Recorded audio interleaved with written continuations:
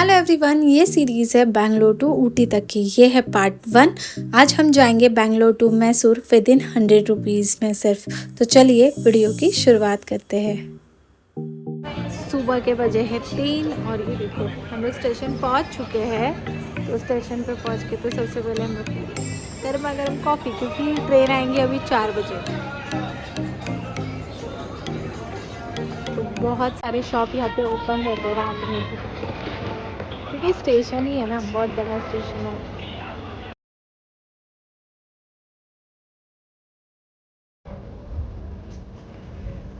पूरा सुनसान है, कोई नहीं है, सिर्फ हम लोग ही जा रहे हैं।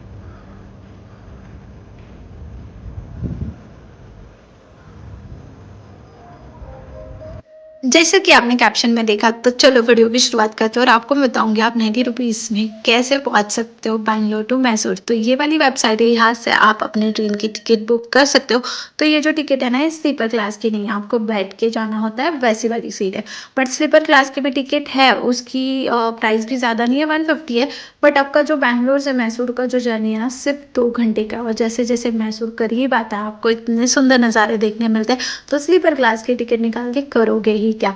तो आप भी सिटिंग वाले टिकट ले लो और पहुंच जाओ विद इन 2 आवर्स मैसूर। तो मैसूर हम लोग पहुंचे थे ना, वो 6:15 तक पहुंच गए थे। और बाहर आने के बाद ये सुंदर सा आपको स्टेशन नज़र आता है, वहीं पे आपको बहुत सारे ऑटो ड्राइवर्स भी मिल जाएंगे। तो मुझे एक ऑटो ड्राइवर मिले थे, जिन्होंने मुझे बहुत ही रिजनेबल रेट में एक पैकेज दिलाने के लिए इनके ऑफिस लेके आए। तो मैं इनका नंबर और ऑटो ड्राइवर का भी नंबर नीचे कैप्शन में दे रही हूँ, वहाँ से आप डायरेक्ट इनको कॉन्टैक्ट कर सकते हो। तो आपको मैं जो बताने जाने वाली हूँ ना, ध्यान से सुनना। ये वाला जो पैकेज हमें मिला था ना, 1 डे का स्टेइंग और फुल डे का टूर पैकेज था, जो सुबह 9 बजे से लेके शाम के 8 बजे तक पूरा मैसूर घुमाने का था।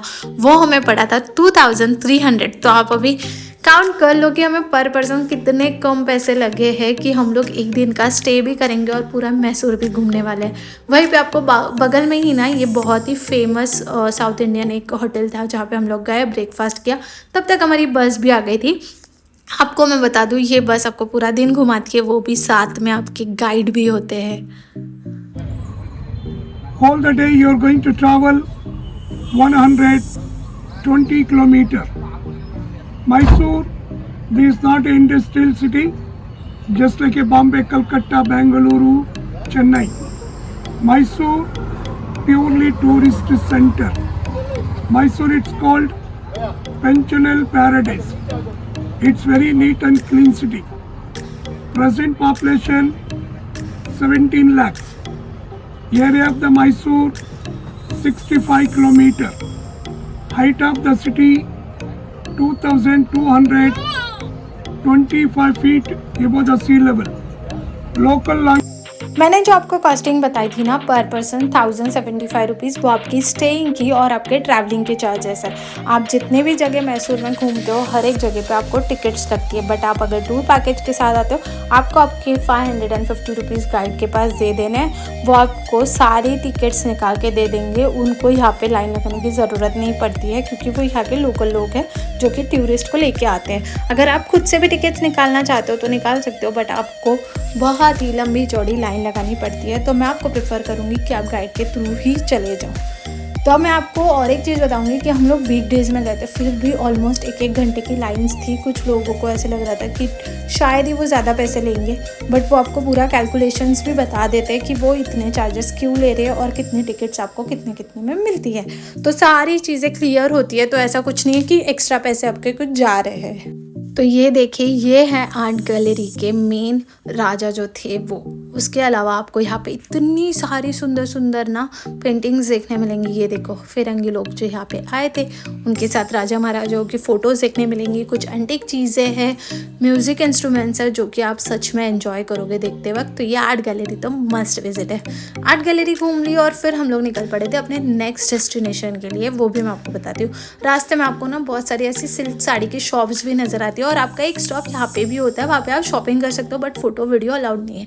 ये एक एक्वेरियम भी है जो आप घूम सकते हो, बट ये वाले पैकेज में इंक्लूड नहीं था। अगर आप स्टे करते हो तो नेक्स्ट डे वहाँ पे विजिट कर सकते हो। ये वाले ज़ू में हम लोग आए थे जो कि बहुत ज़्यादा फेमस ज़ू है, तो चलो अंदर चलते हैं। यहाँ पे ना अंदर ज़्यादा क्राउड था, मतलब नहीं था ऐसा नहीं था, बट लाइन टिकट की जो लाइन थी वो तो काफ़ी लंबी चौड़ी थी, तो वो एक हमारी बच गई थी। अंदर जाते ही आपको बहुत सारे ऐसे सुंदर से जो बर्ड्स होते हैं ना वो देखने के लिए मिल जाते हैं। इसकी आवाज़ भी इतनी अलग ही थी ना, वो भी आपको मैं आगे वीडियो में बताती हूँ। काफ़ी बड़ा ज़ू है, काफ़ी बड़ा। देखो इसकी आवाज़ ये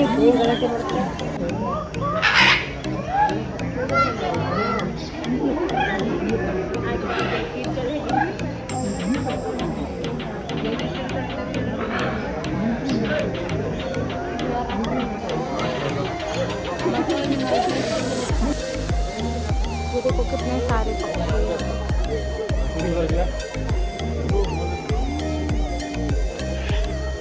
सारे यहाँ पे मैं दिखा रही हूँ, सबकी आवाज़ें आ रही होगी आप लोगों को वैसे तो। यहाँ पे आपको बहुत सारे अलग अलग बर्ड्स तो दिखाई देते ही है, वो मैंने आपको दिखा दे, बहुत ही कलरफुल और बहुत ही ह्यूज साइज़ के भी थे। उसके अलावा आपको यहाँ पे बड़े वाले ऐसे एनिमल्स भी देखने के लिए मिल जाते हैं, टाइगर, लायन वगैरह सब। बट आपको मैं एक चीज़ बता दूँ, हम जब आफ्टरनून में आए थे ना, ये सारे एक ही फॉर्मेट में सिर्फ घूम रहे थे, मानो हम लोग इनको लंच आवर के बाद में मिलने आए, क्योंकि सारे से वैसे हम लोग जैसे इंसान खाना खाने के बाद टहलते ना, ये सारे वैसे टहल रहे थे। कुछ तो सो भी गए थे, कुछ जगे हुए थे जिनको देखने के लिए मिल गया था। ये भाई साहब देखो सिर्फ घूम रहे थे, सिर्फ घूम रहे थे, बस आ रहे जा रहे, आ रहे जा रहे। तो ये बहुत ही ज़्यादा फ़नी लग रहा था। कुछ तो सोए हुए थे, बट हम इंसान है ना, तो इतना शोर मचा रहे थे कुछ लोग, तो उनको एक्चुअली डिस्टर्ब भी हो रहा था। उनको सबको ऐसा था कि हमें देखना है बस। बट मैं ये सोच रही थी कि हम लोग वीकडेज़ में आए थे, फिर भी यहाँ पे इतनी ज़्यादा भीड़ थी। अगर वीकेंड्स पे आप आओ तो यहाँ पे बहुत ज़्यादा रश होने वाला है बॉस। तो आप लोग ट्राई करना, बच्चों को लेके आ रहे हो तो प्लीज़ वीकडेज़ में ही ट्रैवल करो, मैसूर और ऊटी के लिए भी। तो यहाँ पे हमने बहुत सारे देखा, बट ये वन ऑफ माय फेवरेट ये वाला था, क्योंकि मैंने फर्स्ट टाइम पिकॉक को ऐसे पूरा वो अपना जो पिसा रहा होता वो फुलाते हुए देखा, क्योंकि बारिश वाला थोड़ा सा क्लाइमेट बन गया था, उसकी वजह से वो नाच रहा था शायद से। तो यहाँ पे मैंने कुछ ऐसे एनिमल्स देखे तो जो मैंने लाइफ में नहीं देखे हैं, तो वो सारा मैंने एंजॉय किया, कैप्चर्स कर लिया। उसके बाद हम लोग यहाँ पे आए थे लंच करने के लिए। लंच के लिए आपको आधा घंटा 1 घंटा दिया जाता है, आधा पौना घंटा दिया जाता है। उसके बाद आपकी बस निकल पड़ती है चामुंडेश्वरी टेम्पल के लिए। ये आप जो देख रहे हो ना, ये पूरा मैसूर का नज़ारा आपको यहाँ पे हिल्स पे जाते समय नज़र आता है, जो बहुत ही खूबसूरत है। ये है महिषासुर, जिसके ही नाम से मैसूर इस प्लेस का नाम पड़ा था। तो ये जो जगह है ना, यहाँ पे जो हमारी माता है चामुंडेश्वरी, उन्होंने महिषासुर का यहाँ पे वध किया था, इसीलिए ये वाले हिल को चामुंडेश्वरी हिल्स करके भी जाना जाता है। और ये one of the most famous place है मैसूर में। अगर आप आते हो ना तो मस्ट विजिट करना है यहाँ पे। बट मैं आपको बता दूँ, आपके पास ना टूर्स के साथ में आप जाते हो, आपको ना एक टाइम लिमिट मिलती है कि आपको वो आपके जो गाइड होते हैं आपको बताते हैं कि आपको ये टाइम पे होता है ना, ये टाइम पे रिटर्न आना है। बट इस वाले टेम्पल में जिस दिन हम लोग गए थे, उस दिन पूर्णिमा या कुछ तो इनका फंक्शन था, उसकी वजह से यहाँ पे जो लाइन लगी थी, लोगों ने 4-5 घंटे यहाँ पे लाइन लगाई है, तब जाके उनकी लाइन आई है। और अगर आपको पैसे भर के अगर अंदर जाना है दर्शन के लिए तो आप जा सकते हो। तो यहाँ पे अंदर कैमरा अलाउड नहीं था, हमारे दर्शन हो गए, बट आपको पेमेंट करना होता है 500 to 1000 के बीच में आपको पेमेंट देना होता है, तब जाके आपको अंदर डायरेक्टली दर्शन करने के लिए मिल जाते हैं। वहाँ पे दर्शन कर लिए, फिर हम लोग आए सेकेंड मोस्ट फेमस जगह पे। आप देख सकते हो क्राउड कितना ज़्यादा है। ये तो सिर्फ अंदर जाने वाली क्यू है, अगर आपको टिकट्स निकालनी पड़ जाए तो आपका आधा दिन तो यहीं पे वेस्ट हो गया। तो ये है one of the most famous place in Mysore, is the Mysore palace. Full crowd, full crowd. चलो पैलेस में अभी जाएंगे, मैं आपको पैलेस दिखाऊंगी। ये हम लोग किधर है, बहुत बड़ा है। हम लोग सिर्फ घूम ही रहे कब से, मेन कहाँ जाना है वो अभी तक मिला नहीं है मुझे। तो ये देखो, ये कुछ हाल था मैसूर पैलेस का, वो भी वीकडेज में। यस गाइस, तो आप बच्चों को लेके आ रहे हो तो प्लीज़ ध्यान से आना, और वीकडेज़ में ही आना, वीकेंड्स पे तो यहाँ पे आने लायक है ही नहीं। मैं ये क्यों बोल रही हूँ, क्योंकि हम लोग जैसे अंदर गए ना मैसूर पैलेस में, आपको कहीं पे भी फैन्स वगैरह कुछ नहीं मिलते हैं, तो आपको बहुत ज़्यादा बच्चों को सफोकेशंस होते हैं। मैंने बहुत सारे बच्चों को वहाँ पे रोते हुए देखा, और मुझे सच में ऐसा फील हुआ, अच्छा हुआ मैंने यहाँ पे शौर्य को नहीं लाया है, क्योंकि काफ़ी सारे बच्चे ना इरिटेट हो रहे थे, क्योंकि इतनी ज़्यादा गर्मी थी अंदर। मुझे सच में समझ में नहीं आ रहा था कि इतने टिकट ये लोग चार्ज करते हैं, तो अंदर एटलीस्ट कुछ तो वेंटिलेशन के लिए इन्होंने सोचना चाहिए, ऐसा मुझे लगता है। तो उसके अलावा आप देख लो, मैसूर पैलेस बहुत सुंदर है, बस रश बहुत ज़्यादा थी। वहाँ पे आपको है ना बहुत सारे अलग अलग पेंटिंग्स वगैरह भी देखने के लिए मिल जाते हैं, बट क्राउड की वजह से आप एक जगह पे रुक के नहीं देख सकते हो। तो मैंने थैंक गॉड मैंने सारे वीडियोस निकाली है, ताकि आप तक ये सारे वीडियोस पहुँच जाए। अगर आपको विज़िट करना है तो वीकडेज़ में विज़िट कर लो, आपको सारा कुछ आराम से आप देखने के लिए मिल जाएगा। यहाँ पे इतनी सुंदर सुंदर पेंटिंग्स थी ना, जो कि हर एक चीज़ कैप्चर करना मुश्किल है, तो मेरे से जितना हो पाया मैंने सारा कुछ कैप्चर कर लिया था। यहाँ पे आपको बहुत सारी पुरानी चीज़ें भी देखने के लिए मिल जाती है, जो बहुत ही सुंदर है। और पैलेस के बारे में मैं सच में बात करूँ तो पैलेस इतना सुंदर है। मैं सोच रही थी काश ये खाली होता तो क्या वीडियोस बनाती मैं, क्या फ़ोटोज़ कैप्चर करती मैं, गॉड सच्ची में।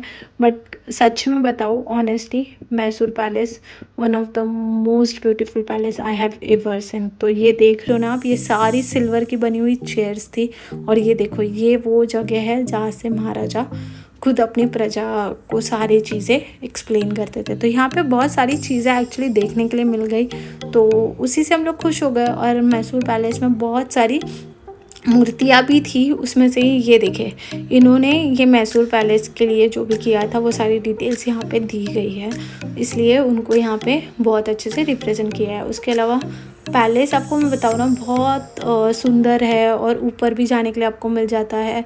बाहर का नज़ारा तो बहुत ही खूबसूरत था, बस इतना ही था ना कि भीड़ बहुत ज़्यादा थी, तो उतना कुछ कैप्चर करने नहीं मिला। फ़ोटोज़ वगैरह आप जो देखते हो ना सोशल मीडिया पे, वो यहाँ पे इतना कुछ कैप्चर करने के लिए नहीं मिलता है ऑनेस्टली। अगर आप खाली है और आप तब आए तो शायद ही आपका लक, और आपको सारी चीज़ें कैप्चर करने के लिए मिल जाए। तो यहाँ पे हम लोग मैसूर पैलेस घूम लिए, और उसके बाद हम लोग निकल पड़े थे अपने दूसरे डेस्टिनेशन के लिए जाने के लिए। ये एक चर्च है जो बहुत ही फेमस है, और मुझे अंदर जाने के बाद जो वाइब्स आई ना गाइस, मैं आपको एक्सप्लेन नहीं कर सकती। बहुत ही शांति थी, और अलग ही लेवल की वाइब्स थी यहाँ पे। तो यहाँ पे आने के बाद हम लोग कुछ देर यहाँ पे बैठे, और पूरा चर्च अच्छे से देखा, और कुछ देर के बाद बैठने के बाद प्रेयर वगैरह कर ली। और उसके बाद मैं आपको और एक चीज़ बताती हूँ, ये देखिए यहाँ पे सामने जीसस है, और यहीं से आपको नीचे जाने के लिए स्टेयरकेस है, जो मुझे काफ़ी ज़्यादा अलग लगा। मैंने आज तक ऐसा चर्च नहीं देखा था। यहाँ पे नीचे आ जाओगे ना आप, आपको बहुत सारी ऐसी यूनिक सी चीज़ें देखने के लिए मिलेंगी।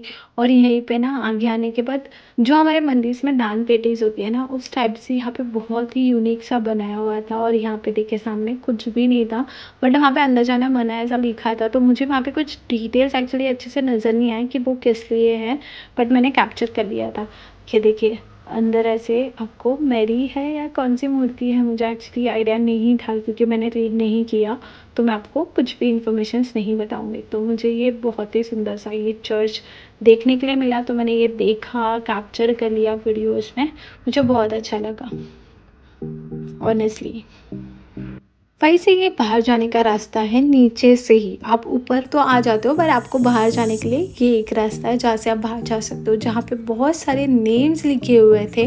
मे बी बाइबल से रिलेटेड थे, या फिर कंस्ट्रक्शन में जिन्होंने हेल्प करी है उसके रिलेटेड थे, मुझे आइडिया नहीं है, बट बहुत सारे नेम्स थे।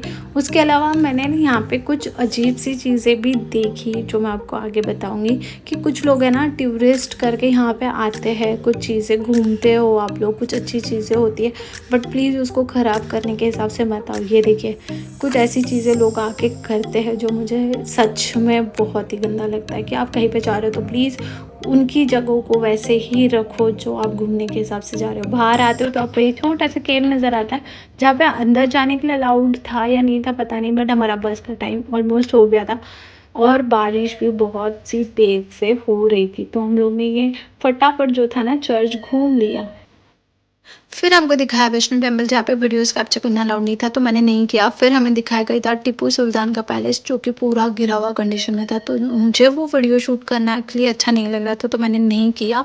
और ये है टीपू सुल्तान जी की कब्र। तो यहाँ पे मैंने वीडियो बना लिया क्योंकि थोड़ा बहुत ठीक ठाक कंडीशन में नज़र आ रहा था, क्योंकि सोशल मीडिया पे कुछ पोस्ट करने के लिए ना बहुत बार सोचना पड़ता है। तो ये था वृंदावन गार्डन जो कि हम लोग शाम में गए थे। यहाँ पे काफ़ी ज़्यादा लोग ना शाम को आना प्रेफर करते हैं क्योंकि यहाँ पे फाउंटेन शो होता है, जो कि पता है ना आपको, म्यूज़िक बजती और पानी डांस करता है, सीधी लैंग्वेज में कहा जाए तो वो होता है 7 बजे। अगर आपको वो देखना है तो आप शाम में ही विज़िट कर सकते हो। तो ये हमारा लास्ट डेस्टिनेशन था। यहाँ से आपको मैसूर रिटर्न जाने के लिए 2 घंटे आराम से लग जाते हैं। तो ये व्लॉग आपको कैसे लगा प्लीज़ कमेंट्स करके बताना। कुछ हेल्प लगी तो प्लीज़ कमेंट्स कर दो, मैं आपको हेल्प करूँगी। नेक्स्ट व्लॉग बनाने वाली हूँ मैसूर टू ऊटी कैसे पहुँच सकते हो सिर्फ अंडर 200 रुपीज़।